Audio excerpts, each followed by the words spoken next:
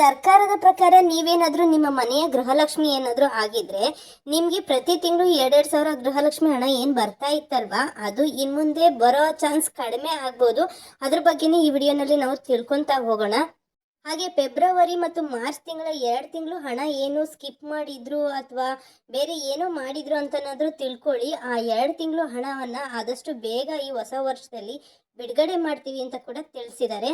ಇನ್ನು ಜನವರಿಗೋಸ್ಕರ ಯಾರೆಲ್ಲ ಕಾಯ್ತಾ ಕೂತಿದ್ವಿ ಅಂತಂದ್ರೆ ಏನಕ್ಕೆ ಅಂತಲ್ಲಿ ಮರ್ತ್ಕೊಂಡ್ರ, ಆಹಾರ ಕಿಟ್ನ ಕೊಡ್ತೀವಿ ಅಂತ ಹೇಳಿತ್ತಲ್ಲ ಸರ್ಕಾರ ಜನವರಿಯಿಂದ.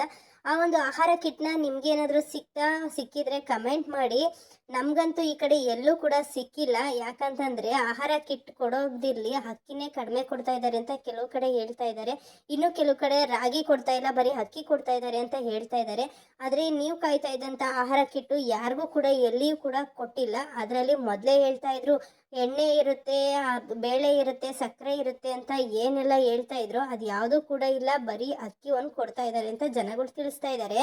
ಅದರಲ್ಲಿ ಇನ್ನೊಂದು ಏನಪ್ಪ ಅಂತಂದರೆ, ಮೊದಲಿಂದನೂ ಆಗಲೇ ಒಂದು 2-3 ತಿಂಗಳಿಂದನೂ ಈ ಒಂದು BPL ರೇಷನ್ ಕಾರ್ಡ್ ಯಾರ ಹತ್ರ ಇದೆ ಅವರೆಲ್ಲರದು ಕೂಡ ಪರಿಶೀಲನೆ ಮಾಡಿ ಕ್ಯಾನ್ಸಲ್ ಆಗ್ತಾನೇ ಬರ್ತಾ ಇದೆ.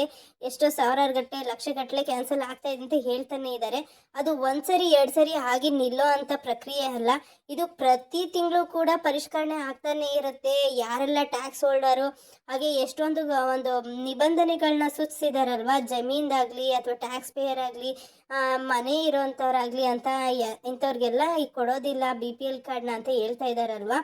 ಇಂಥವ್ರನ್ನೆಲ್ಲನೂ ಕೂಡ ಪರಿಶೀಲನೆ ಮಾಡಿ ಈ ಒಂದು BPL ರೇಷನ್ ಕಾರ್ಡ್ನ ಕ್ಯಾನ್ಸಲ್ ಮಾಡ್ತಾ ಇದ್ದಾರೆ.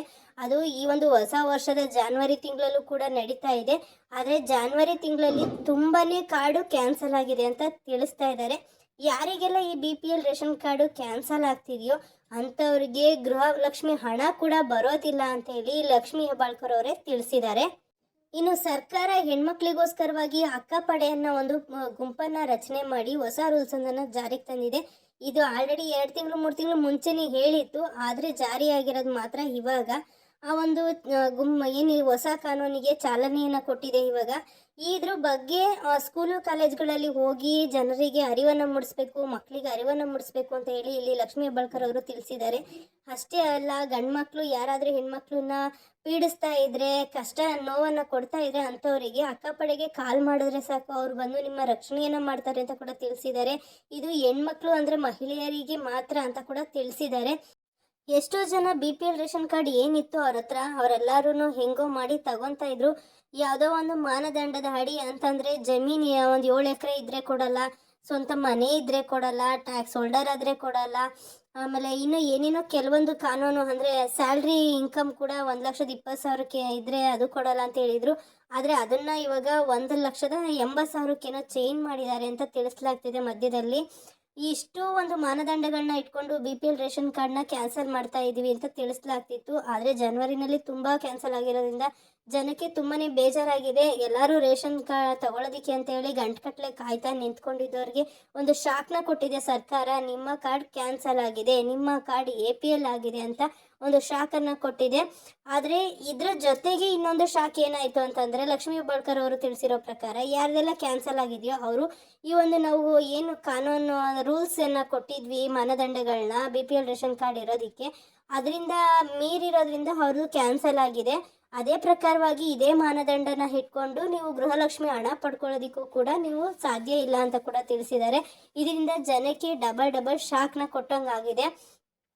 ಇಷ್ಟೊಂದು ಮಾನದಂಡಗಳಿದ್ರೂ ಕೂಡ ಕೆಲವೊಬ್ಬರಿಗೆ ವಯಸ್ಸಾಗಿರುವಂಥ ಅಪ್ಪ ಅಮ್ಮನ ಮತ್ತು ಮಕ್ಳದ್ದು ಇಬ್ಬರದ್ದು ಜೊತೆಯಲ್ಲಿರೋವಂಥವ್ರದ್ದು, ಸಿಟಿನಲ್ಲಿ ದುಡಿಯೋಕ್ಕೆ ಹೋಗಿರೋವಂಥ ಮಕ್ಳದ್ದು ಏನಾದರೂ ಟ್ಯಾಕ್ಸ್ ಹೋಲ್ಡ್ರೋ ಇಲ್ಲ ಯಾವುದಾನ ಒಂದು ಗಾಡಿ ತೊಗೊಳಕ್ಕೋ ಏನಾದರೂ ಒಂದು ITಯನ್ನು ಮಾಡಿಸಿದ್ರೆ ಅವ್ರೇನು ಪ್ರತಿ ವರ್ಷ ಕಟ್ತಾ ಇರಲ್ಲ, ಆ ಒಂದು ಲೋನ್ನ ತೊಗೊಳೋದಕ್ಕೆ ಅಂತ ಏನಾದರೂ IT ಏನಾದರೂ ಮಾಡಿಸಿದ್ದಾರೆ ಅಂತ ತಿಳ್ಕೊಳ್ಳಿ.